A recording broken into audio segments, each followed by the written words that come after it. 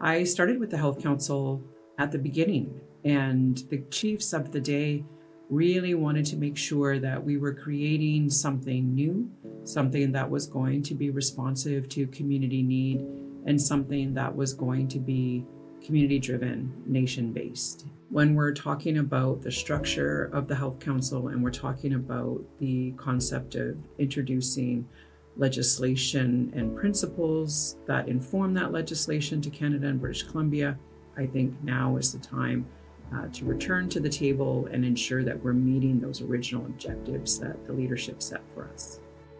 Change is sort of imminent in many ways because the things that are happening worldwide and even within Canada, the chiefs and leaders are really conscious that we are at this point 10 years into the transfer, and they're looking for transformation. The same old system does not work. We need to transform it. What's the sort of structural and strategic change we need to make? What I'm hearing from chiefs and leaders is that it's important that they have those direct connections with ministers and with premiers and the member of parliament, and understanding how they have their mandates, we have ours, and where are they aligning. And then when do we bring matters forward so that we understand how we're accountable to each other. What I would like to see is how that work is being upheld by a legal framework, and looking at how all of those mandates come forward and then trickle down into the health authorities. One of the biggest issues, I think, was equitable service and access. Communities are looking at how can we bring things closer to home?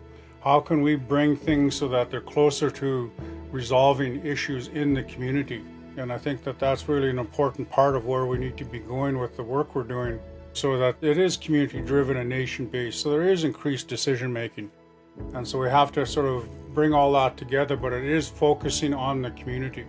It's important for us to explain the role and responsibility of the First Nations Health Council to chiefs and leaders across the province. We are the advocacy body when it comes to the health and well-being of First Nations people living in BC. There is a desire for more participation from chiefs and leaders across the province to give direction to the Health Council, particularly chiefs and leaders from rural and remote communities who face additional barriers.